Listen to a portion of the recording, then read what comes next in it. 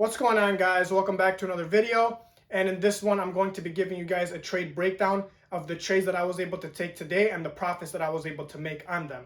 I will also be digging deeper into how I find my specific trades. So what am I looking for in the morning to see if I'm going to take on a position on a specific stock? So the three things I look for on a stock to see if I'm going to put it on my watch list and trade it for the day is to make sure that it has pre-market volume. Make sure that there's a lot of shares traded on that specific stock in the morning. The second thing I'm looking for is to see if there's volume on those contracts. The third thing I'm looking for, of course, is to make sure that there is a breakout to the upside or the downside. So that's what I'm going to be going over in this video. And without further ado, let's get right into it.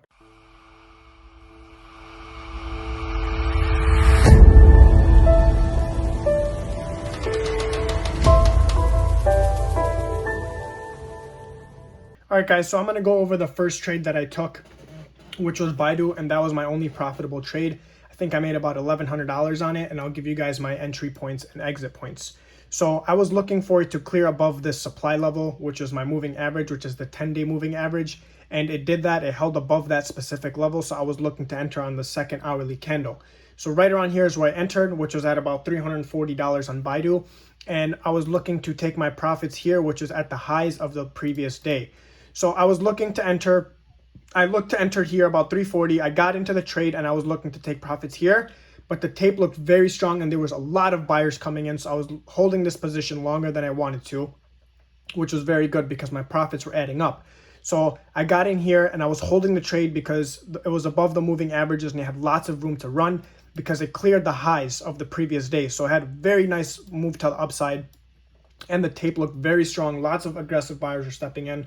So I got in at about $340 and I took profits right here, which was at about $352. So I was happy with the trade. I was making about $1,000. I had only 2 contracts on the specific trade. So I was happy and I took my profits and I got out. So you guys can see here, this candle pushed up and then it pushed right back down. So I was able to catch this nice move here on this candle and take profits. And I was able to make about $1,100.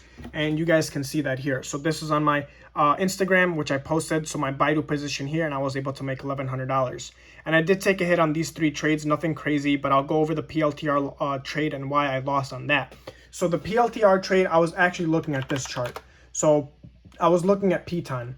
So I don't know why I was looking at Piton.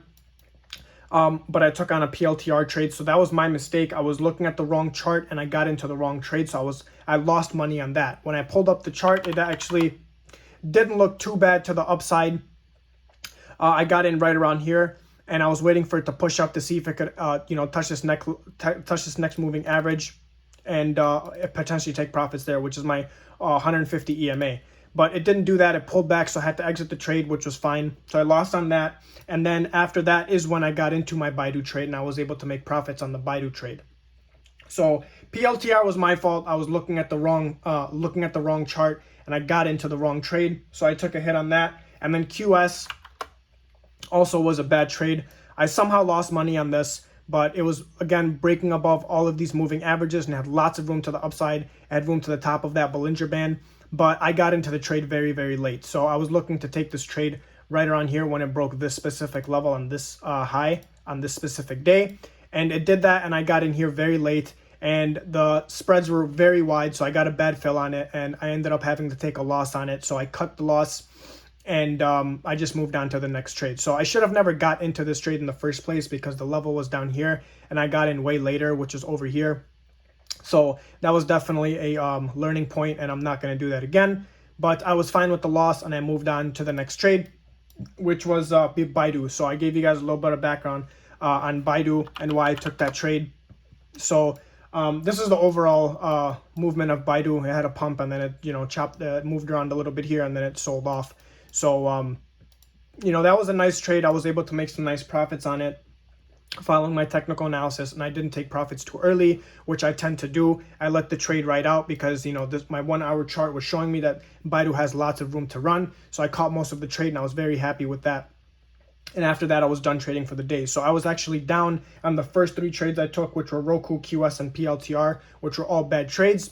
And I took a step back and looked for a high probability setup, which was Baidu, and I got in. I was able to benefit from that, make my losses back, and then potentially make profits as well. So I ended up about $1,000 on Baidu, but altogether, if you add in the losses, it was about $823 in the day. So that's what I was able to make today. So the second thing I'm going to talk to you guys about is what I look for when I am day trading. So what stocks am I looking for in the morning, and why am I looking at these specific stocks when I do take trades on them? So you guys can see on my hourly chart here, I'm going to pull up Roku just for a quick example, and I'm going to show you guys what I look for. So I'm going to go ahead and rewind this here. So what I'm looking for when I'm taking on a trade is to make sure that this trade is not trading within these moving averages. It's not trading within these levels here, because it could get rejected on any of these levels here, so it's not safe to take a trade. So what I'm looking for is to make sure that my trade is above all of these moving averages and it's clearing a specific level. So Roku here was a beautiful trade. I was not able to get this because I was in Baidu at the time, but I would have taken it over this level here. Again, very nice buyers stepped in. Tape looked very, very strong. Orders were coming in heavy, and Roku made a nice move. So this is basically what I'm looking for. So I have all my moving averages. I have the 5-day moving average, the 10-day moving average, the 50-day moving average, the 150-day moving average, and the 200-day moving average. So I have quite a few moving averages on here, but I do use the hourly chart when I am trading. I'm not looking at the 5-minute. I very rarely look at the 5-minute to see what the trend is doing, to see if it's uptrending or downtrending. But most of the time I pay attention to my hourly chart because I'm getting a bigger picture to see where the stock can potentially move to. So again, I'm looking at the stock to be above these moving averages and making sure it's clearing above a specific level, and that's when I'll take on the trade and to see where the potential trade can go to. So if I was to take Roku over this specific level, I would take it to the highs, because this is the top of the Bollinger Band, and this is where Roku could potentially, hit and then get, reject. So I'm going to go ahead and close out of this and show you guys exactly what happened on Roku. So I rewinded the chart for you guys so you guys can see that one candle on the open. But you guys can see the next candle traded right to that Bollinger Band, and then it rejected, and Roku had a very, very nice sell-off. So you could have taken Roku to the downside as well. So this is a good example, because you don't want to take the trade when it's in between these ranges. You want to make sure that you're taking them from a moving average to another moving average. So you could have taken the trade when it broke this level, and you could have taken profits right here. And then if it broke this specific level, you could have taken it to the lows. So I had my line here. I could have taken it below the low of the day, which was right here, and you can see, so it was below all of these moving averages and it had room to the downside. So once it broke the low of day, again, it traded right to that Bollinger Band, and then this is where you could have taken profits. So you could have had two potential trades today, Roku to the upside, and then you could have waited for the potential setup towards the end of the day and taken Roku towards the downside. So that's what I'm looking for, is, something that's not trading in these range when I'm doing my watch list in the morning. I usually just scan through. So I'll just start from here and I'll work my way down to see what levels I'm able to find. So something like this looks good to the downside because all of these moving averages are above it. Something's above all of these moving averages, I'm going to look for a resistance to see if I could potentially take that trade above those moving averages, breaks a resistance, and then I'll take profits at the top of the Bollinger Band or wherever the next moving average is. So that's basically how I look for my trades, what I look for when I am charting in the morning, and making sure that there's no specific rejections in the way like this. I don't want to look for a trade in the middle of this range here and take on a trade here because it could get rejected at any of these specific levels. You want to make sure it's above all this, so it has clear room. So this is Netflix, and I would take Netflix, below the lows here and take it to the bottom of this Bollinger Band and potentially take profits.